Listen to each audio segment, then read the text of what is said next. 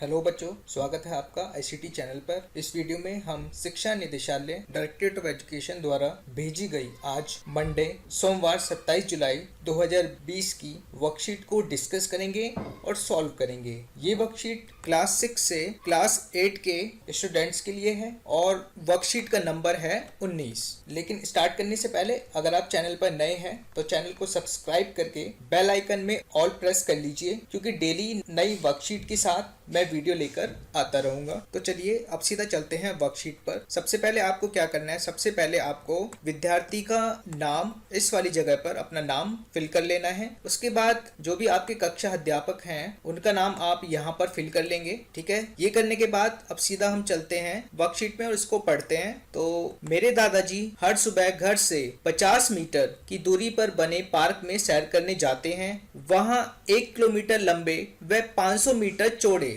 बने रास्ते पर एक चक्कर लगाते हैं, फिर मित्रों के साथ प्राणायाम करते हैं। लौटते हुए वह नियम से 1 किलोग्राम पपीता, 2 लीटर दूध व 250 ग्राम पनीर लाते हैं। ठीक है, तो बच्चों ये था आप दादाजी के रोजाना की सैर का वर्णन, जिसमें वो प्रतिदिन पार्क में जाकर 1 किलोमीटर का चक्कर लगाते हैं और साथ में प्राणायाम करते हैं। इसके अलावा वो वापस आते हुए 1 किलो पपीता, 2 लीटर दूध और 250 ग्राम पनीर अपने साथ में लाते हैं। अब इसी के बेस पर यहाँ पर नीचे कुछ प्रश्न किए गए हैं, जो कि आपके 4 प्रश्न हैं, प्रश्न 1, 2, 3 और 4। ठीक है, अब ऊपर दिए गए इस वर्णन के आधार पर हमें नीचे इन चारों प्रश्नों के उत्तर हमें देने हैं, जिनको हम सॉल्व करते हैं एक एक करके। तो चलिए सीधे चलते हैं पहले प्रश्न पर। तो देखते हैं प्रश्न नंबर 1। क्या आप जानते हैं कि पार्क में दादाजी प्रतिदिन कितनी दूरी तय करते हैं? तो इसमें प्रश्न ये पूछा गया है कि पार्क में पहुंचने के बाद दादाजी पार्क में बने रास्ते पर कितनी दूरी तय करते हैं। तो यहाँ पर हम सीधा वर्णन में चलते हैं। तो यहाँ पर लिखा हुआ है कि वहाँ पहुंचने के बाद दादाजी 1 किलोमीटर लंबे व 500 मीटर चौड़े बने रास्ते पर एक चक्कर लगाते हैं। मतलब कि वहां पर जो रास्ता है उसकी लंबाई कितनी है, ये 1 किलोमीटर।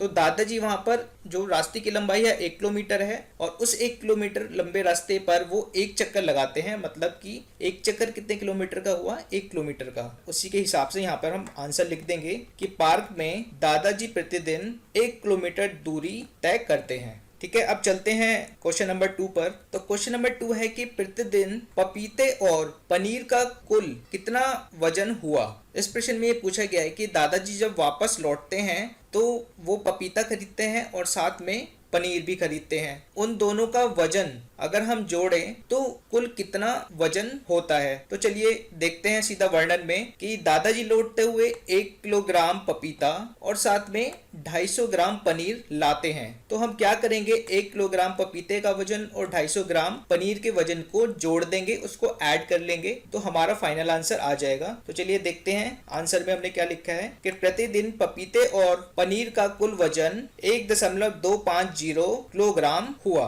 अब ये बच्चों कहाँ से आया, इसमें हमने ये जो हमारा 250 ग्राम का पनीर था इसको हमने बदल दिया किलोग्राम में। तो यहाँ पर हमारा जो वजन आया वो आया 0.250। ठीक है, इसको हम 1 किलोग्राम पपीते में हम जोड़ेंगे तो हमारा 1.250 या 1.250 किलोग्राम आंसर आ जाएगा। अब बढ़ते हैं क्वेश्चन नंबर 3 की तरफ। अब क्वेश्चन नंबर 3 देखते हैं कि उपरोक्त वर्णन में मापने की कौन कौन सी इकाइयां प्रयोग की गई हैं। इसके अतिरिक्त क्या आप मापने की अन्य इकाइयों को जानते हैं? तो सबसे पहले हम जो क्वेश्चन का पहला पार्ट है कि वर्णन में कौन कौन सी इकाइयां प्रयोग की गई हैं वो हम देख लेते हैं। तो सबसे पहले वर्णन में ये 50 मीटर मतलब कि जो मीटर है इसको प्रयोग किया गया है। उसके बाद 1 किलोमीटर में किलोमीटर का प्रयोग किया गया है। उसके बाद 1 किलोग्राम जो पपीता दादाजी लाए थे उसमें किलोग्राम का प्रयोग किया गया है। दूध के साथ में लीटर का प्रयोग किया गया है और 250 ग्राम पनीर में ग्राम का प्रयोग किया गया है। ठीक है, तो इनको हम क्वेश्चन में लिख लेंगे और चलते हैं सीधा आंसर पर। देखते हैं आंसर नंबर 3 कि उपरोक्त वर्णन में मापने के लिए मीटर, किलोमीटर, किलोग्राम, लीटर और ग्राम जैसी इकाइयां प्रयोग की गई हैं। ठीक है, ये तो वो इकाइयां हैं जो हमें वर्णन में दी गई हैं। इसके अतिरिक्त मापने के लिए सेंटीमीटर, मिलीलीटर, फुट और इंच आदि इकाइयां भी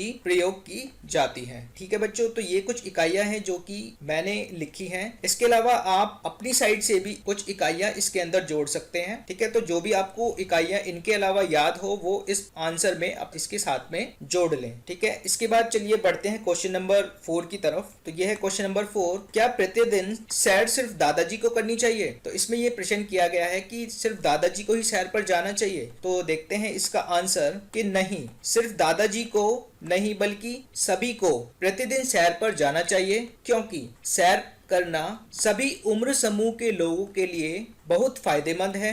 सैर पर जाने से हम खुद को स्वस्थ और मजबूत रख सकते हैं। इसके अलावा खुद को बहुत सी बीमारियों से बचा सकते हैं। ठीक है, तो इसमें बताया गया है कि सिर्फ दादाजी को ही नहीं बल्कि हम सभी को सैर पर जाना चाहिए, क्योंकि सैर पे जाने से आप एकदम फिट रहेंगे, एकदम स्वस्थ रहेंगे। ठीक है, इसके अलावा आप बहुत सारी बीमारियों से खुद को बचा सकते हैं। इसके अलावा बच्चों, आपको खुद को भी घर पे ही व्यायाम जरूर करना चाहिए। आपको प्राणायाम करना चाहिए, जिससे कि आप खुद को मजबूत बना सके, अपनी इम्यूनिटी को मजबूत बना सकें और आप कोरोना वायरस जैसी बीमारी से लड़ सकें। तो यही थी आज की वर्कशीट। और हाँ बच्चों, आप ये वर्कशीट अपनी कॉपी में जरूर नोट कर लें। इसके अलावा अगर आपको ये वर्कशीट डाउनलोड करनी है तो इसको आप डाउनलोड कर सकते हैं। वीडियो के नीचे मैं एक लिंक दे दूंगा, आप वहां से वर्कशीट को डाउनलोड कर सकते हैं। और अगर इसका सॉल्यूशन आपको इंग्लिश में चाहिए, वो भी आपको वीडियो के नीचे लिंक में दे दूंगा, जहां पर इंग्लिश में इस वर्कशीट का सॉल्यूशन आपको